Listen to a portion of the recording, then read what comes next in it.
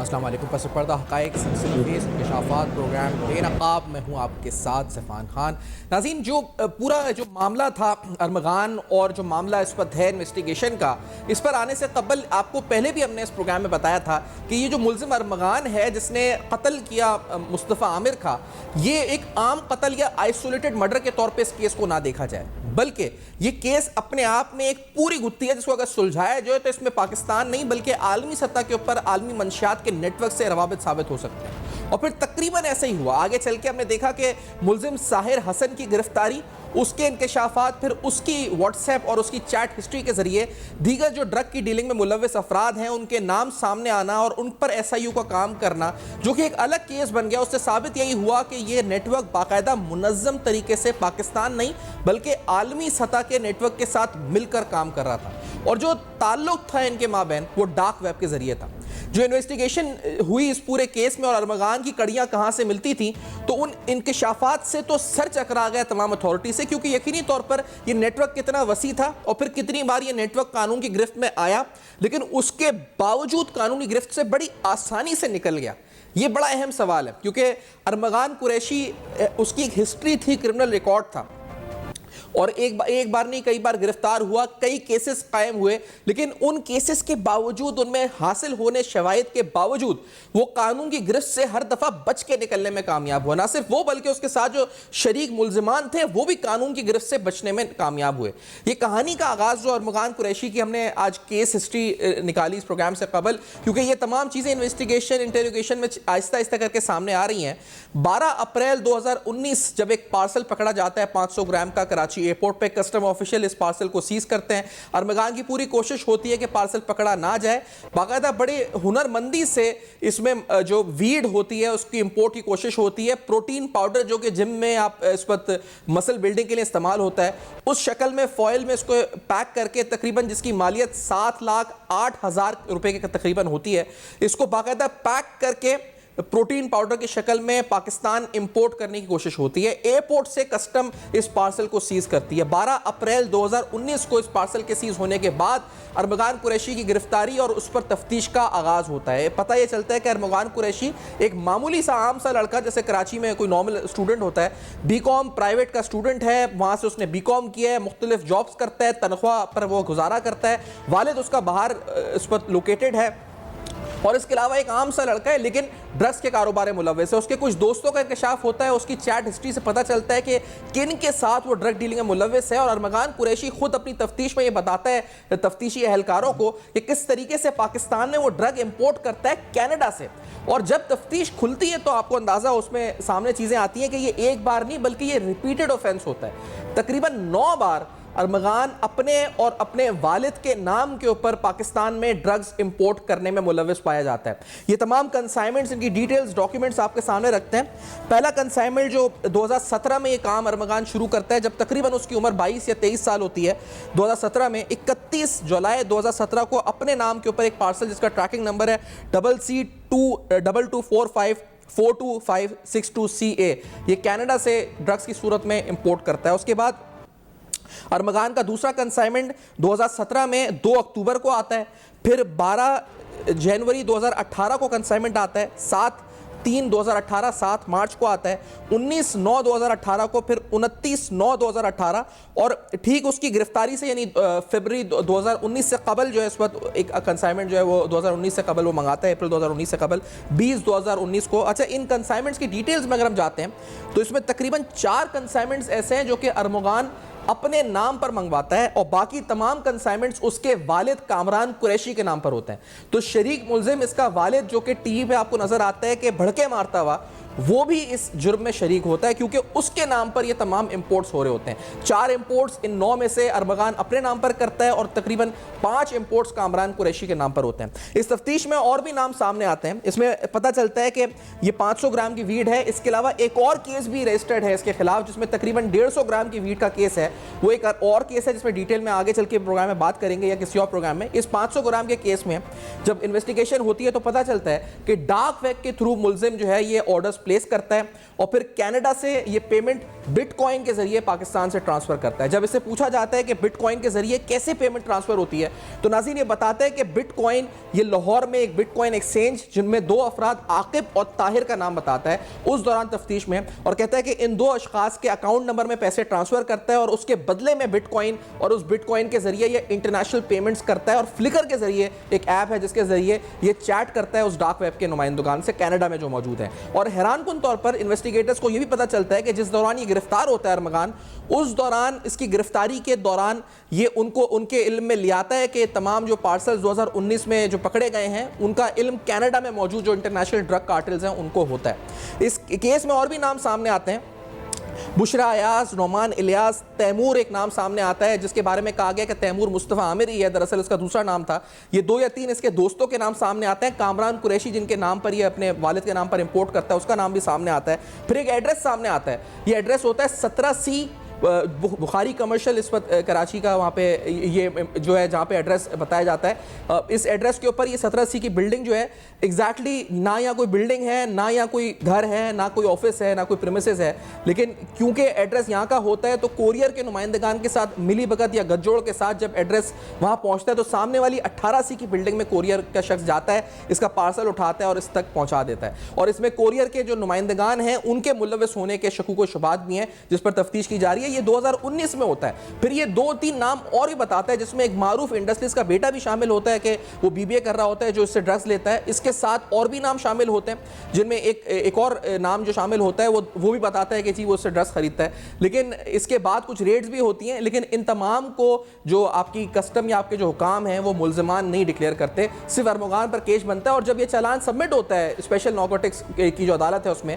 तो वहाँ पर जो ऑनरेबल जज हैं वो इस चालान को रिजेक्ट भी करते हैं। वो कहते हैं कि इसमें प्रॉपर तफ्तीश नहीं की गई, ये जब पहला चालान सबमिट होता है। और इसी तरह इस केस में जो दूसरा शख्स मुस्तफ़ा आमिर जो मकतूल है उसके ऊपर भी एक FIR है जो 2024 के बिल्कुल आगाज़ में इस पर दर्ज की जाती है। वहाँ पर भी इल्ज़ाम ये है कि कोरियर के ज़रिए ये कोशिश करता है कि फ़िरोज़पुर रोड लाहौर तक अपना एक पार्सल पहुँचा सके। उस पार्सल पर शकूक व शुबात होने की बुनियाद पर जो कंपनी है, कोरियर कंपनी, वो उस पार्सल को वापस भिजवाती है। ये वापस पार्सल लेने जाता है दफ्तर, जहाँ पर पुलिस इसको गिरफ्तार कर लेती है और इसमें तकरीबन 30 ग्राम वीट जो है वो बरामद होती है। फिर ये बताता है कि मैं एक मीर नौमान बलोच नामी शख्स से वीट खरीदता था जो कराची के इलाके क्लिफ्टन में जो बिलावल हाउस के साथ एक रेस्टोरेंट है वहाँ की पार्किंग में शाम 7 से 8 आता है और वहाँ पर मुझे वीट बेचता था।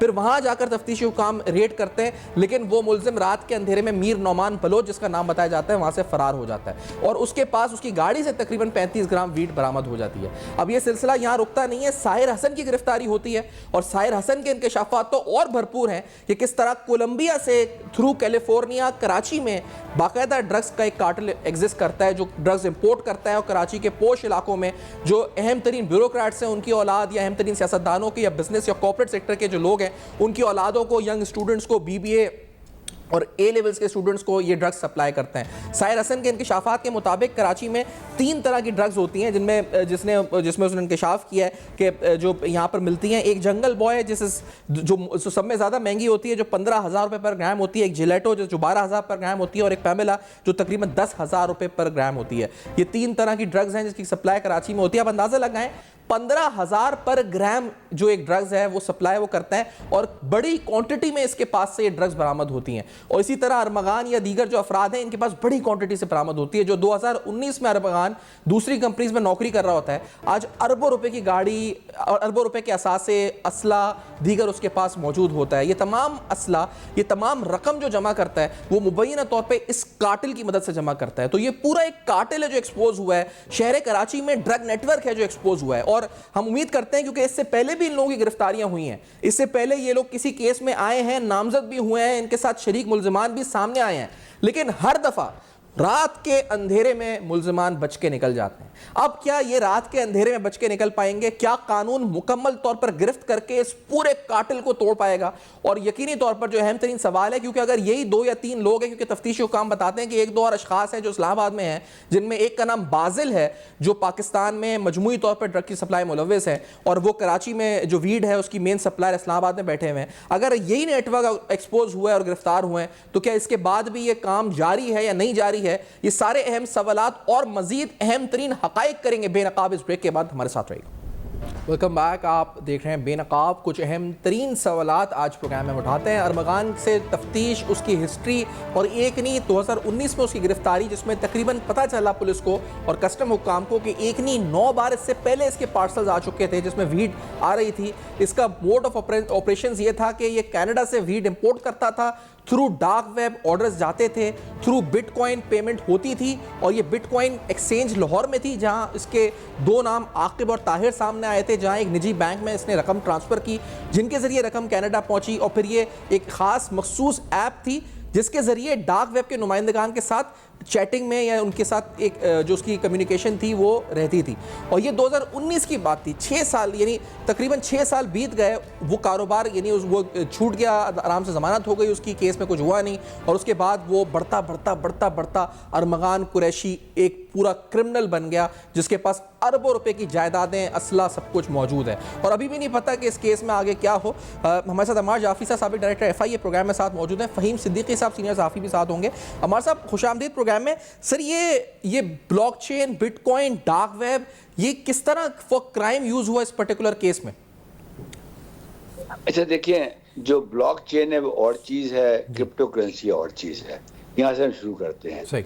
بلاک چین ایک ٹیکنالوجی ہے, آسانی کے لیے سمجھ لیں, اٹس اے ٹیکنالوجی. ٹھیک ہے, ٹیکنالوجی چینج ہوتی رہتی ہے, نہیں یہ آج کی نہیں ہے, یہ 2008 میں ایک تھے جنہوں نے بلاک چین کو رائج کیا تھا, اور آج ایک بٹ کوائن جو ہے وہ $1,00,000 کا مل رہا ہے, اور جو پہلا بٹ کوائن تھا وہ پیرس میں بکا تھا, اس میں ایک بٹ کوائن میں 12 پیسے آ گئے تھے. تو یہ تو سلسلہ چلتا رہا. جو بلاک چین ہے بیسیکلی وہ ایک ٹیکنالوجی کا نام ہے جس کو آپ ڈیجیٹل لیجر کہہ سکتے ہیں. جس طرح ہم دکاندار, اس کا فائدہ یہ ہے ہوتی ہے. فار ایگزامپل میں نے اگر آپ کو 100 روپے دیے, آپ نے اس میں سے 50 روپے اے کو دیے, اس بندے نے 20 روپے بی کو دیے. اگر کوئی بھی اس کو ٹریس کرے گا تو اس کے جو فٹ پرنٹس ہیں وہ ڈیٹیلی مل جائیں گے آپ کو. یہ اس کا کمال تھا بلاک چین کا, جس کی بنیاد پہ ستوشی نے اس کو بٹ کوائن کے لیے استعمال کیا, جس کو آج آپ کرپٹو کرنسی کہہ رہے ہیں. اچھا, یہ کرپٹو کرنسی پاکستان میں بین تھی, آج بھی کوئی اتنی اس کی لیگل ویلیو نہیں ہے. ابھی ایک کمیٹی والا بنی ہے, گورنمنٹ نے بنائی ہے, جس میں منسٹری آف فائنانس نے کچھ لوگ ایکسپرٹ لیے ہیں اس کے اندر. جب تک ہم ان کو سیپریٹ کر کے نہیں سمجھیں گے تو مزہ نہیں آئے گا. ٹھیک ہے. کرپٹو کرنسی ایک ٹیکنالوجی ہے, سوری بلاک چین ٹیکنالوجی ہے, کرپٹو کرنسی اس کا ایک استعمال ہے.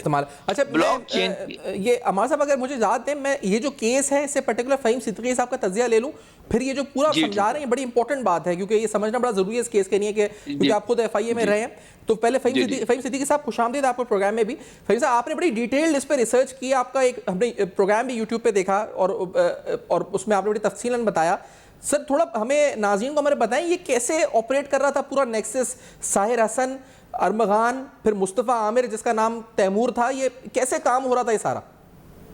دیکھیں, جب یہ یہاں پہ پوش علاقے جو ہیں کراچی کے, یہاں پہ پارٹیز جو ہیں وہ بیسیکلی ان لڑکوں کو, نوجوانوں کو اس چیز کی جانب راغب کرتی ہیں. ان پارٹیز میں نشے کا استعمال جو ہے وہ بالکل ایک عام سی بات ہے, اور جب ایک مرتبہ آپ نشے کے عادی ہو جاتے ہیں تو اس کے بعد جو ہے آپ جو بھی اس کا ڈرگ ریکٹ ہے اس کے اشاروں پہ چلنا شروع ہو جاتے ہیں.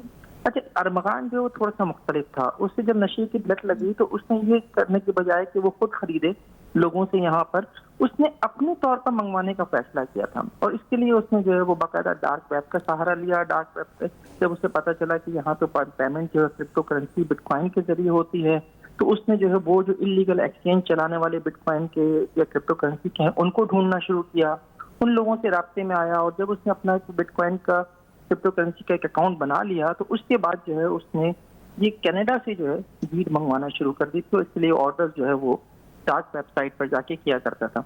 وہ جب پکڑا گیا 2019 میں, اس سے پہلے تک وہ 9 مرتبہ ڈرگ منگوا چکا تھا, اور جو اس کا پکڑا جانے والا جو کنسائنمنٹ تھا اس کا 10واں کنسائنمنٹ تھا. اس کی گرفتاری کے بعد اس کا 11واں کنسائنمنٹ بھی جو ہے وہ 30 اپریل 2019 کو پاکستان پہنچا تھا.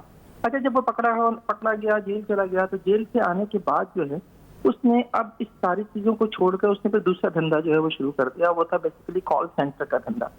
کال سینٹر میں اس نے بہت پیسے بنائے ہیں, اس میں کوئی شبہ نہیں ہے, اور کال سینٹر کا سارا پیسہ جو ہے وہ باہر ملک میں موجود اس کا ایک کزن ہے جس کا USDT اکاؤنٹ تھا, وہاں پہ وہ پیسہ گرتا تھا اور وہاں سے وہ ڈیجیٹل کرنسی کی صورت میں وہاں سے بعد میں کرپٹو کرنسی میں منتقل ہو جاتا تھا. تو بہت بڑا اس نے اپنا ایک نیٹ ورک بنا لیا. اچھا, یہ تو ارمغان کا تھا. پھر ساحر حسن جو ہے اس کا نیٹ ورک کیا تھا, جو کولمبیا, کیلیفورنیا اور پھر کراچی اور پھر اسلام آباد, یہ وہ نیٹ ورک کیسے آپریٹ کر رہا تھا؟ کیا وہ اور کمپلیکیٹڈ نیٹ ورک تھا؟ اس کی تفصیلات کیا ہیں فہیم صاحب؟ نہیں, بالکل ایک ہی طرح کے لوگ ہیں, وہی قسم, وہی نام جو ہیں جو ارمغان کے کیس میں ہم 2019 میں دیکھتے ہیں. معاذ کا نام, احمد غفار کا نام, یحییٰ اور بازل کے نام, یہی نام جو ہے ہمیں ساحر کے ریکٹ میں بھی نظر آتے ہیں. یحییٰ اور بازل جو ہیں وہ دونوں میمن برادری سے تعلق رکھتے ہیں اور دونوں جو ہیں آپس میں کزن بھی ہیں. تو ان دونوں نے جو ہے بیسیکلی اپنا ایک نیٹ ورک بنایا ہوا تھا. وہ کراچی کے لوگوں کو جو ہے, کراچی کے نوجوانوں کو بازل کے لیے ڈرگ بیچا کرتے تھے, اور ہر قسم کی ڈرگ بیچا کرتے تھے. یہاں پر صرف ویڈ کی بات ہو رہی ہے, لیکن اصل میں اگر آپ دیکھیں تو کراچی کے پوش علاقوں میں کوکین, آئس, کیفیٹرین, LSD اور تقریباً ہر قسم کا نشہ جو ہے وہ باقاعدہ طور پر سپلائی ہوتا تھا, اور سپلائی کرنے والے یہی چند لوگ تھے جن کے نام میں نے آپ سے لیے ہیں. اچھا, ساحر جو ہے وہ یحییٰ اور بازل کے ہی ساتھ کام کر رہا تھا, اور یہی لوگ جو ہیں بیسیکلی اس میں سے ایک بھائی جو ہے وہ یحییٰ وہ لاہور میں ہوتا تھا اور بازل جو ہے وہ کراچی میں ہوتا تھا. یہ وہاں سے جب کیلیفورنیا سے آرڈر کرتے تھے, آرڈر آنے کے بعد جو ہے وہ پہلے تو یہ ہو رہا تھا کہ یہ خود یہاں پر جو ہے باقاعدہ لاہور سے منگوایا کرتے تھے, یہاں ان کو ملتا تھا, لیکن بعد میں یحییٰ نے اس کو ڈور اسٹیپ پہ پہنچانا شروع کر دیا تھا, اور ساحر کو اب جو بھی وہ آرڈر کرتا تھا اس سے ڈور اسٹیپ پہ ملتا تھا. اور اس کے بعد یہ جو ساحر ہے یہ بیسیکلی دیگر لوگوں کو سپلائی کرتا تھا. یہ بات بہت زیادہ کنفیوژن ایک تو پھیل گئی ہے کہ جب ارمغان جو ہے وہ خود منگواتا تھا تو پھر مصطفیٰ اسے کیوں دیتا تھا, یا وہ ساحر سے کیوں لیتا تھا. اس کو میں تھوڑا سا کلیئر کرنا چاہوں گا کہ ارمغان جب پکڑا گیا تھا اس کے بعد جب وہ جیل گیا, جیل سے واپس آنے کے بعد اس نے منگوانے کا سلسلہ ترک کر دیا تھا, لیکن کیونکہ نشے کا عادی ہو چکا تھا تو ویڈ تو چاہیے ہوتی تھی. تو وہ ویڈ جو ہے وہ مصطفیٰ عامر سے, معاذ سے, احمد غفار سے, یحییٰ اور بازل سے اور ساحر سے وہ خریدا کرتا تھا. تو یہ بیسیکلی سب ایک ہی چین کے لوگ ہیں, اور اسی لیے جب ارمغان کی تفتیش ہوئی, ارمغان کا کال ڈیٹا ریکارڈ ملا, کال ڈیٹا ریکارڈ سے ساحر کا نام سامنے آیا, اور پھر ساحر کے جب کال ڈیٹا ریکارڈ IG نے نکالا تو اس میں سے جو ہے کہ یحییٰ, بازل اور دیگر نام جو ہے وہ سامنے آئے. اب کہا یہ گیا تھا پولیس کو IG کی جانب سے بھی کہ آپ کنزیومرز کو نہیں چھیڑیں گے, آپ جو سپلائرز ہیں آپ ان کی طرف جائیں گے. لیکن یہ ایسا ہی کہ میں اسے کیا کہوں, نہ اہلی ہی کہوں گا کہ انہوں نے بجائے اس کے جو پہلے سم کے ذریعے ڈیٹا نکالنے کے بعد جو ہے لوکیٹر کی مدد سے لوکیشن نکالتے, پھر FIU کو اسٹاپ لسٹ میں ڈالنے کے لیے لسٹ بھیجتے, انہوں نے ایک ساحر حسن پہ ہاتھ ڈال دیا, اور ساحر حسن کے ہاتھ پر ہاتھ ڈالنے کی وجہ سے جو دیگر لوگ تھے اس سارے نیٹ ورک سے وہ سب یا تو ملک چھوڑ کے چلے گئے یا پھر وہ انڈر گراؤنڈ ہو گئے. اچھا, اس سے پہلے جب ہاتھ ڈالا 2019 میں ارمغان پہ, تو اس وقت بھی بہت سے نام سامنے آئے, جیسے آپ احمد غفار کہہ رہے ہیں, پھر میر نعمان بلوچ, اور پھر اور جو نام اس میں کیریکٹرز کے نام سامنے آئے, ایک تو تیمور جو خود مصطفیٰ عامر تھا. تو وہ لوگ بھی پھر ملزم تو نہیں نامزد ہوئے اس FIR کے اندر, یعنی وہ بن گئے, پھر وہ اس کے بعد کامران قریشی تک جو ان کے نام پہ کنسائنمنٹ آ رہا تھا وہ تک ملزم نہیں بنے, کئی ریڈ بھی ہوئی تو وہ بچ کے نکل گئے. تو اس دفعہ کیا ہوگا, یہ سب شریک ملزم بنیں گے یا یہی ہوگا کہ کوئی ایک آدھ آ جائے گا ملزم بن جائے گا, باقی سب نکل جائیں گے؟ کیا لگتا ہے فہیم صاحب؟ دیکھیں یہی ہوتا ہے ہمارے یہاں. اگر آپ جس 2019 کے کیس کی بات کر رہے ہیں جو NS میں ارمغان کے خلاف درج ہوا تھا, اس میں کامران قریشی کے نام پر کنسائنمنٹ آ رہی تھی, لیکن کامران قریشی کا نام جو ہے وہ چلان میں جب چلان پیش ہوا مقدمے کا تو NS نے کسٹم نے اس کا نام جو ہے وہ نکال دیا. اسی طرح احمد غفار کا نام بھی نکال دیا, دیگر نام بھی نکال دیے گئے. میر نعمان بلوچ کا کیس جو ہے بیسیکلی مصطفیٰ عامر کے کیس میں تھا, جب مصطفیٰ عامر جو ہے وہ لاہور ویڈ بھیجتے ہوئے پکڑا گیا تھا NS کے ہاتھوں, اور اس نے جو ہے پھر یہ جب اپنی سورس بتائی تھی, وہ سورس تھی میر نعمان بلوچ. جب میر نعمان بلوچ کے لیے گئے تھے تو میر نعمان بلوچ ابتدا میں تو فرار ہو گیا تھا, لیکن بعد میں ہاتھ آ گیا تھا. میر نعمان بلوچ بھی 21-22 سال کا اس وقت نوجوان تھا, آج جو ہے وہ 26-27 سال کا ہوگا. وہ بھی جو ہے باقاعدہ گرفتار ہوا, مصطفیٰ عامر بھی گرفتار ہوا, کچھ عرصے کے بعد جو ہے وہ دونوں باہر آ گئے تھے. تو امید ہی کرتے ہیں آگے بڑھے. عمار جعفری صاحب, آپ کی طرف آتے ہوئے آپ سمجھا رہے تھے اور تفصیلاً پلیز بتائیے گا کہ کیسے ڈارک ویب اور بٹ کوائن اور پھر بلاک چین الگ چیز ہے. آپ نے بتایا کہ بٹ کوائن, بلاک چین ایک ٹیکنالوجی ہے, بٹ کوائن اس میں استعمال ہوتا ہے, پروڈکٹ ہے اس کا. اب یہ جو 20-19 سال کے بچے اور 22-23 سال کے جو اربوں روپے کما رہے ہیں اس کے تھرو, اللیگلی اللیسٹ معاشرے کو تباہ کر رہے ہیں, یہ کیسے ہو رہا ہے, اس کو کیسے روکا جا سکتا ہے عمار جعفری صاحب؟ اچھا, ہمارے پوری دنیا میں 3 طرح کی ویب ہے.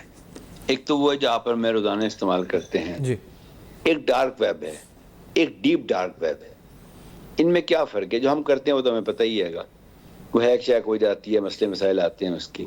ڈارک ویب پہ عام طور پہ چھوٹے ملزمان ہوتے ہیں, جیسے یہ گن کے جو گن کہتے ہیں جو گنز وغیرہ کے پیچھے کرتے ہیں, یا جو فار ایگزامپل یہ چھوٹے بڑے جو کام کرتے ہیں گے، دھمکی دے دی، رینسم ویئر لگا دیا، یہ جو ڈیپ ڈارک ویب ہے اس کے اندر یہ جو آپ گفتگو کر رہے ہیں ایگزیکٹلی وہی ہوتا ہے جس کے اندر یہ ایک دوسرے سے تعاون کرتے ہیں پوری دنیا کے جو کرمنلز ہوتے ہیں. ایسے کام کو اکیلا نہیں کر سکتا. امریکہ سے کوئی چیز ایکسپورٹ کرنا آسان کام ہے، ان کے اتنے پروسیسز ہیں وہاں پہ. اچھا پھر پاکستان میں اس کو امپورٹ کرنا، پھر کسٹم سے اس کو باہر نکال لینا، اسے کہتے ہیں آرگنائز کرائم. تو جو یہ ہوتا ہے نا ڈیپ ڈارک ویب، اس میں سارے آرگنائز کرمنلز ہوتے ہیں. وہ کیسے کام کرتے ہیں؟ وہ پہلی بات تو یہ ہے کہ سب کو پتہ ہے پوری دنیا کے اندر کہ ڈیپ ڈارک ویب کام کر رہا ہے. اس کے اندر ہیومن باڈی کے پارٹس بھی بکتے ہیں اس کے اندر، اور بہت مہنگے بکتے ہیں. کسی اگر ارب پتی آدمی کا گردہ خراب ہے تو کسی کا بھی خرید لے گا گردہ، تو وہ دیکھتے ہیں. اب ہم آتے ہیں اس میں کرپٹو کے استعمال کی طرف. جی کرپٹو کی کوئی آئی سی او نہیں ہے پاکستان میں. اسے کہتے ہیں انیشل کوائن آفرنگ. یہ جتنی بھی ٹریڈنگ ہو رہی ہے اس وقت کرپٹو کی، یہ باہر کی آئی سی اوز کو یوز کر رہے ہیں. اب دیکھنا یہ ہے کہ ہمارے ادارے جو انٹرنیٹ کو مانیٹر بھی کرتے ہیں وہ یہ دیکھیں بجائے اس کے جب واقعہ ہو جائے پھر جائیں. ہمارے یہاں ساری جو ہے نا وہ ری ایکٹیو اپروچ ہے کہ واقعہ ہو گیا، کوئی بچہ مر گیا، کوئی مسئلہ ہو گیا، اب سارے بھاگ رہے ہیں. میں یہ سمجھتا ہوں پوری دنیا کے اندر جو انٹیلیجنس سروسز اور یہ لا انفورسمنٹ کے ادارے کام کرتے ہیں وہ لوگوں پہ نگاہ رکھتے ہیں. اس کے اندر نا سول سوسائٹی کا بڑا اہم رول ہوتا ہے. ابھی ریسنٹلی میں کہیں پڑھ رہا تھا کہ امریکہ میں ایک خاتون نے شکایت کی انٹیلیجنس کو، پولیس کو، کہ جو میرا پڑوسی ہے یہ پہلے بڑا سمپل سا رہتا تھا، اب اسے گھر کے سامنے پراڈو گاڑیاں بڑی چیزیں آ گئی تو اس کو پتہ کرو. پولیس نے پتہ کیا تو وہ بہت بڑا جرم کر رہا تھا. ہمارے ہاں تو یہ کلچر ہی نہیں ہے کہ اگر ہمارے پڑوسی کے پاس اس کی ابو ہز انکم چیزیں آ گئی ہیں تو وہ نہیں کریں گے. تو اس میں میں چاہوں گا کہ اس کو یہ بھی زور دیا جائے کہ سارا کام لا انفورسمنٹ کرنی ہے، سوسائٹی کا بھی ہے کہ وہ انفارم کرے. اچھا اب یہ جو میں نے بات کی شروع کہ ڈیپ ڈارک ویب کیسے کام کرتی ہے، کرپٹو اس میں کیسے کام کرتے ہیں. کرپٹو کچھ بھی نہیں ہے، اس کو کہتے ہیں فن ٹیک، یعنی فائنینشیل ٹیکنالوجیز جو ہوتی ہیں. میرا خیال ہے آج سے 3 سال پہلے اسٹیٹ بینک نے ایک لیٹر جاری کیا تھا کہ اس میں کرپٹو کرنسی نہیں تھی لفظ کیونکہ وہ بین تھی. اس میں تھا کہ اگر کوئی ایکسچینج کرتی ہے، فار ایگزامپل اگر میں آپ کو جیز سے پیسے بھیجتا ہوں، وہ بھی تو قسم کی فائنینشیل ٹرانزیکشن ہے نا جو اس کی ہو رہی ہے. تو یہ وہی چیز ہے بیسیکلی. اچھا اس میں عام طور پہ جتنی بھی ٹرانزیکشن ہوتی ہیں وہ ٹریس ہو سکتی ہیں. میں نے کہا نا کہ ایک ایک پیسہ ٹریس ہو جاتا ہے اس کے اندر. ہمارے یہاں بلاک چین کی کوئی پالیسی نہیں ہے ہمارے ملک میں. بلاک چین کی کوئی یہ سر مجھے یہ بتائیں عمار صاحب، آپ خود ایف آئی اے میں رہے ہیں، یہ اب جو کیس ہے نا یہ اس میں ایس آئی یو بھی ہے، اس میں سی آئی اے بھی ہے، اس میں ایف آئی اے بھی ہے، اس میں پولیس بھی ہے، اس میں اور اے وی سی سی اور ساری مختلف ناموں کی ایجنسیز، اے این ایف بھی ہے، پھر اسپیشل کورٹ جو نارکوٹکس کا سبسٹنس کا ہے وہ بھی، یعنی پورا ایک مجموعہ ہے کیسز کا. تو وہ کیا ہم ایک سینرجائزڈ اپروچ کے ساتھ can we handle this? Do we have the capacity? Sir یہ مجھے بتائیں کیونکہ یہ تو بلینز آف روپیز کا معاملہ بن رہا ہے. جی سر. سفیان آپ نے اپنے سوال کا جواب خود ہی دے دیا. جی سر. آپ نے لفظ یوز کیا ود سینرجائزڈ اپروچ. پاکستان میں یہ تو ایک کمپلیکیٹڈ لا انفورسمنٹ کا کیس ہے جس میں کروڑوں اربوں روپیہ ہے، کوئی لین دین ہو جائے گا اس میں آگے جا کے. وہ چیزیں جس میں ایک سمپل سا کیس ہوتا ہے، مرڈر ہوتا ہے، بچی اغوا ہو جاتی ہے، کچھ ہوتا ہے، وہاں ہم سنجائز نہیں کر پاتے. تو ہمارے یہاں جو گڈ گورننس ہے نا اس کا فقدان ہی یہ ہے کہ جب کوئی ایسا کیس ہوتا ہے جس میں 2-3 محکمے انوالو ہوتے ہیں تو ہر محکمہ اپنا جو برڈن ہے وہ دوسرے پہ ڈالنے کی کوشش کرتا ہے. میڈیا پہ آگے ان کے افسران کہتے ہیں کہ ہمارا کام نہیں ہے، فلاں کام ہے. میں یہ سمجھتا ہوں کہ اس کیس کو ایز اے کیس اسٹڈی بنایا جائے اور اس پہ ایک تھنک ٹینک کی طرح کی ریسرچ ہو اس کے اوپر کہ اگر کوئی ایسا واقعہ ہو جس کے اندر کئی اداروں کی ذمہ داری شامل ہو جائے. اس میں ابھی ایک اور کمپلیکیٹ کیس آئے گا، کئی قوانین آ جائیں گے اس کے اندر. اس میں منی لانڈرنگ آ جائے گی، اس میں ڈرگ ٹریفکنگ آ جائے گی، اس میں ہیومن اسمگلنگ، کئی چیزیں آ جائیں گی اس کے اندر. تو جب وہ آپس میں سرجائز نہیں ہے اس وقت، کیونکہ اس کی کوئی پبلک پالیسی نہیں ہے ہمارے پاس. پبلک پالیسی ہوتی ہے اسٹیٹ کی ریٹ ہوتی ہے کہ ہم یہ کام نہیں ہونے دیں گے آئندہ سے. اس پبلک پالیسی کے انڈر پھر پالیسیز بنتی ہیں، پھر وہ کیبنٹ اپروو کرتی ہے، پھر ہماری جو اسمبلی ہے وہ قوانین پاس کرتی ہے اس پبلک پالیسی کے. تو دیر از اے ارجنٹ نیڈ کہ اس کیس کو میں سمجھتا ہوں ایک ایگزامپل کے طور پہ بنایا جائے اور اس میں جو بھی پرنسپل کرمنلز ہیں ان سے پوری پراپر انویسٹیگیشن کی جائے اور یہ پروفیشنل انویسٹیگیشن ہو، ان کو چیزیں دکھائی جائیں چونکہ ہماری پروسیکیوشن جب اکیلے کام کرتی ہے ایک ادارے کے لیے، FIA کام کرتی ہے تو وہ اپنے حساب سے کرتی ہے، اپنے قوانین کے حساب سے اس کو آرکسٹریٹ کرتی ہے. جب کئی ادارے مل کے کرتے ہیں، ان کی وہ جوائنٹ کمیٹی دوارا بن جاتی ہیں، تو اس میں سیاسی ایلیمنٹ آ جاتا ہے. پھر یہ عام طور پہ جو کرمنل ہوتے ہیں انہوں نے پیسے رکھے ہوتے ہیں دینے کے لیے ایسے موقعوں پہ، پھر وہی پتہ ہے آپ کو کہ وہ پیسے مل جاتے ہیں. ظاہری بات ہے ان کو پتہ ہوتا ہے کہاں کتنا دینا ہے اور کیا کس طرح سے نکلنا ہے، اور یہی شاید ہوا 2019 میں بھی جو ہم نے دیکھا ہے اس کی ایگزیکٹلی. تو وہی ایگزیکٹلی تو یہ میں جو آپ کو یاد ہوگا کلنیا کالیا کیس ہوا تھا، اس میں ایگزیکٹلی یہی اس میں جو زمانے میں جاب میں تھا تو یہی ہوا تھا کہ ہم جدھر ہاتھ ڈالتے تھے تو ایک فون آ جاتا تھا ہمارے پاس. تو یہ اس کو نا جو بیڈ پریکٹسز ہیں اس کو ختم کرنا پڑے گا. میں بہت شکریہ ادا کرتا ہوں جعفری صاحب، آپ نے اپنا تجزیہ اور تبصرہ دیا اس پہ، اور فہیم صدیقی صاحب ہمارے ساتھ موجود رہے، سینئر صحافی، اور دونوں نے اپنی ماہرانہ رائے اس پہ پروگرام میں شامل کی. ایک بریک کے بعد سمرائز کرنے آئیں گے اس پروگرام کو ہمارے ساتھ. Welcome back. آپ دیکھ رہے ہیں بے نقاب. اہم ترین سوالات، ارمغان کیس، اس کی کڑیاں کہاں سے ملتی ہیں، اس کے انٹرنیشنل ڈرگ کارٹل سے رابطے، dark web, bitcoin, blockchain, کیسے یہ سب استعمال ہوا اور ملزمان سے کیا انکشافات ہوئے، ان تمام پر آج پروگرام میں تفصیلی تجزیہ پیش کیا. فیڈ بیک دیجیے گا ضرور، دیکھتے رہیے گا. اب تک اپنا بہت خیال رکھیے گا. ابھی سبسکرائب کریں تاکہ کوئی خبر رہ نہ جائے.